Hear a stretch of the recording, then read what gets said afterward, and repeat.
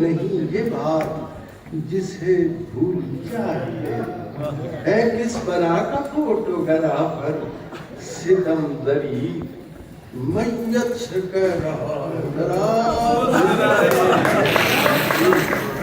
تو میں یہ عرض کر رہا تھا کہ وہ اخبار کی 4 خبریں جو میں نے جس ترتیب بندیشوں کو اس خدمت میں سب سے بڑھ کر روشن نام ہمارا ہے، خاصی دولت مل جائے گی آپ کے بیوی بچوں کو، آپ تو سلی سے مر جائیں باقی کام ہمارا۔ مولوی نے کیا مولوی صاحب اپنی بیوی سے بات نہیں کرتے کیونکہ اس میں کوئی شرعی قباحت ہے؟ آپ دیکھیں بات کیا ہو رہی ہے۔ اپنی زوجہ سے کہا ایک مولوی نے، نیک بخت تیری تربت پر لکھیں تحریر کس مفہوم کی، یعنی جب تو مرے گی تیری قبر بنائیں گے تو اس میں جو پتھر لگائیں گے اس لوح مزار پر کیا لکھیں؟ یہ مشورہ ہو۔ اپنی زوجہ سے کہا ایک مولوی نے، نیک بخت تیری تربت پر لکھیں تحریر کس مفہوم کی، اہلیہ بولی عبارت سب سے موضوع ہے یہی، دفن ہے بیوہ یہاں پر مولوی مرحوم کی۔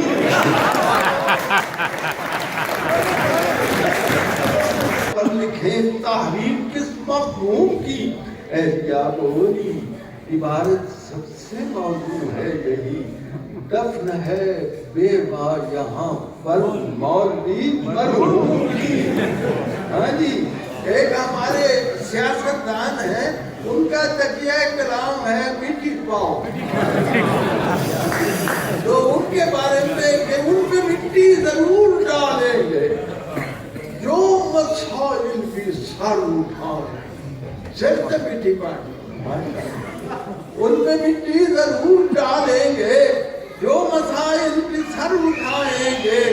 سوچتا ہوں کہ چودھری صاحب اتنی مٹی کہاں سے انہی کے ہاتھوں، کرپشن اور بدامنی کے ہاتھوں دلوں پر خوف سا طاری رہے گا۔ حکومت بھی یہی فرما رہی ہے ترقی کا سفر جاری رہے گا، حکومت بھی یہی فرما رہی ہے ترقی کا سفر جاری رہے گا۔ عزیزان من، ایک بہت بڑا مسئلہ ہے صوفیوں کا اور فلسفیوں کا کہ ٹائم کیا، وقت کیا ہے۔